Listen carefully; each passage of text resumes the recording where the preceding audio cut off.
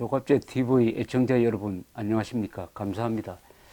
오늘은 조갑제닷컴에서 출판한 책을 하나 소개해 드리려고 합니다. 김평우 변호사가 탄핵을 탄핵한다라는 책을 지난 연말에 썼습니다. 그리고 이 책이 계기가 되어 김평우 변호사가 로스앤젤레스에서 계시다가 한국으로 돌아와서 박근혜 대통령의 변호인단에 합류를 해서 지난 2월 22일에는 헌법재판소에서 국회의 탄핵 소추를 비판하는 아주 명변론, 역사적 변론을 하였습니다. 그리고 태극기 집회에도 나오셔가지고 열정적으로 연설을 하시는 등 한국 사회에서 김평우라는 새로운 이름이 널리 알려지게 되었습니다. 그 계기가 된 책이 탄핵을 탄핵한다라는 책이었습니다. 이 책 제목도 김평우 변호사가 붙였습니다. 김평우 변호사는 유명한 소설가 김동리 선생의 아드님 되신 분이고 경기고등학교를 졸업하고 서울법대 수석을 졸업하고 판사를 하시다가 변호사로 활동하시던 중 대한변호사협회 회장을 지내신 분입니다. 아주 언어 감각이 뛰어나시고 해서 책 제목도 책 부제까지도 다 김평우 변호사가 정한 책입니다. 이 책은 꽤 팔렸습니다. 이 글을 쓰게 된 것은 작년 12월 초로 거슬러 오릅니다. 그때 저의 메시지로 아주 저희 친구 되는 분이 글을 하나 보냈는데 바로 김평우 변호사가 쓴 글이 인터넷상에서 SNS상에서 떠돌아다니고 있을 때였습니다.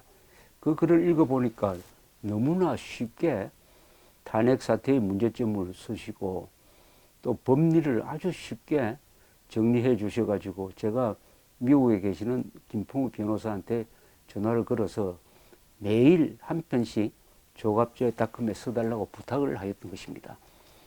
이분이 밤새워 가면서 매일 글을 써 보냈고 우리는 또 그것을 조갑제닷컴에 실었습니다. 박근혜 대통령도 그 글을 보았다고 합니다. 그것을 모아서 탄핵을 탄핵한다는 책을 썼습니다. 이 김평우 변호사를 그렇게 알게 되고 책을 내고 한 과정이 한국 현대사의 한 고비가 넘어가는 그 한복판에 있었습니다. 김평우 변호사는 바로 탄핵 사태라는 그 한가운데에 등장하게 되었습니다. 김평우 변호사의 이 이야기는 법을 기초로 한 이야기지만은 굉장히 쉽습니다. 원래 많이 아는 사람은 설명을 쉽게 하는 법입니다. 이분이 말하는 법을 이야기를 들으면 재미있기도 합니다. 문학적이기도 해요.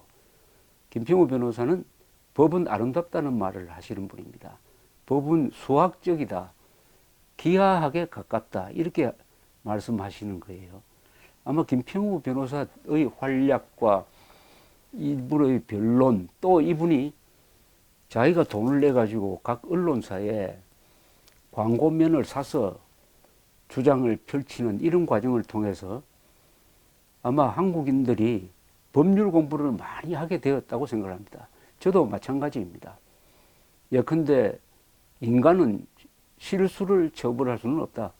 고의성이 있어야 그것이 범죄가 되고 처벌을 받는다.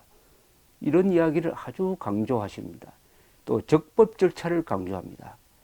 그 법을 어떻게 합당한 절차를 거쳐서 집행하느냐의 여부가 핵심이다 하는 이야기를 하십니다. 그리고 인간의 기본권, 무죄 추정의 원칙, 불구속 수사의 원칙 등등을 말씀하시면서 오늘날의 그때 진행되던 탄핵 사태를 단순한 법률 문제로만 보지 않고 정치적 관점에서 또 한국 민주 정치의 제도적 관점에서 또는 국제적 비교를 통해서 아주 입체적으로 설명을 했습니다.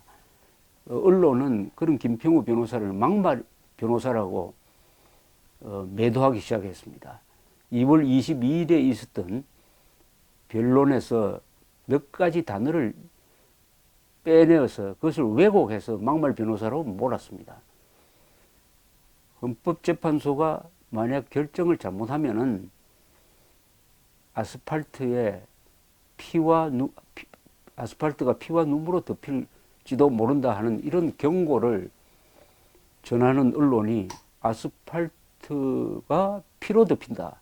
눈물을 빼버렸습니다. 아스팔트가 피로 덮일지 모른다 하는 식으로 이렇게 격렬한 표현을 쓴 것처럼 조작을 하면서 막말로 몰아붙였지만은 건전한 한국인들은 김평우 변호사를 높게 평가하게 되었고 보수 측에서는 영웅이 되고 스타가 되었습니다. 그러나 이분이 건강이 좀 상하셔서 지난 3월 중순에는 일단 돌아가셨습니다. 로스앤젤레스로 돌아가셨어도 거기서도 계속 인터뷰나 글을 통해서 본국에 전하고 있는 활동을 계속 이어가고 있습니다. 그래서 이분이 그동안에 탄핵 과정에서 썼던 글, 변론, 특히 변론을 중심으로 책을 하나 내었습니다. 한국의 법치주의는 죽었다입니다. 제목이 한국의 법치주의는 죽었다. 부제는 이렇게 되어 있습니다. 우리는 촛불국회, 촛불언론, 촛불검찰, 촛불법관의 지배를 받는 2등 국민이 아니다. 역사에 남을 순수 법치주의자 김평우 변호사의 탄핵 재판 변론기입니다. 이분은 법을 문학적으로 표현하는 분인데 특히 탄핵 결정이 나온 3월 10일 바로 그 다음 날 있었던 태극기 집회에서 아주 긴 연설을 했습니다. 한 40분 연설을 하셨는데 조목조목 탄핵 결정문을 비판한 연설을 했는데 그 연설이야말로 아주 역사에 남을 만한 명연설이었습니다. 또 그것을 글로 옮기면은 천하 명문이었습니다. 거기에는 법률도 들어있고 인생도 들어있고 역사도 들어있고 철학도 들어있고 미래에 대한 충고와 전망도 들어있었습니다. 그 글의 마지막 문단을 제가 한번 읽어보겠습니다. 김평우 변호사는 이렇게 이야기를 합니다. 누구를 위하여 종은 울리나? 어제 이 나라에서 울린 종은 법치민주주의 종언을 알린 종입니다. 동시에 우리들에게 법치주의를 재건하여 우리의 후손들에게 국민이 진정한 이 나라의 주인이고 우리를 2등 국민으로 능멸하는 오만한 법관, 검찰, 국회, 언론을 우리의 손으로 심판하기 위하여 용감하게 일어나 투쟁할 것을 명령하는 운명의 종입니다. 법치 애국의 형제들이여 뭉치자. 뭉치면 살고 흩어지면 죽는다. 아, 나의 사랑하는 조국 대한민국 영원하리라. 이런 내용을 담은 이 책이 오늘날의 무너진 이 법치주의를 다시 살리는데 하나의 논리와 사실을 제공했으면 하는 바람입니다. 김평우 변호사와 함께 한 석 달간은 저도 아주 행복했습니다. 많은 대화를 나눌 수가 있었습니다. 딱 일치하는 대목이 있었어요. 그것은 오늘날 대한민국은 신종 양반 계층에 의해서 지배되고 있다. 그 신종 양반 계층은 누구냐? 기자, 검사, 판사, 국회의원, 그리고 노조, 이런 사람들이다. 왜 양반 계급이라고 하느냐? 이 사람들은 지식인이지만은 실제로는 무식한 사람들이다.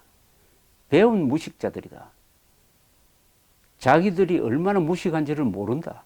오만하기 때문이다. 그러면서도 권력을 누리고 있다. 이 권력이 견제되지 않는 권력이 되고 있다. 국민들을 노예로, 종으로 또는 졸로 본다. 특권만 있고 의무가 없다. 공통점이 뭐냐? 오만하다. 오만하면, 지식인이 오만하면은 그건 자멸의 길로 가게 되어 있습니다. 남의 말을 안 듣고 자신이 옳다고 착각을 합니다. 그리고 손에 들어온 권력을 남용을 하는 것입니다. 조선조는 왜 망했느냐? 과거시험 합격자에 의해서 망했습니다. 이들이 오늘날 기자, 검사, 판사, 국회의원 이런 사람들이 견제되지 않으면 대한민국은 기자시험, 사법시험 합격자들에 의해서 망하는 나라가 될지도 모릅니다. 그래서 저는 김평우 선생이 한국 법치주의는 죽었다는 이 말은 한국 법치주의를 살리기 위해서는 이 신종 양반 계급들을 국민들의 힘으로 심판해서 그 권력의 상당 부분을 국민들이 회수하고 겸손하게 만들고 그리해야 한국의 법치주의는 살 수 있고 그렇게 해야 한국인들이 기본권을 제대로 행사할 수 있고 우리의 자유, 생명, 재산을 짓밟히지 않게 되고 그리함으로써 3.1 운동 선언서 마지막 문장처럼 타고난 자유권을 지켜내므로써 풍성한 삶의 즐거움을 마음껏 누리는 나라를 만들자. 이런 뜻을 담은 이 한국의 법치주의는 죽었다는 이 책을 권하는 바입니다. 감사합니다.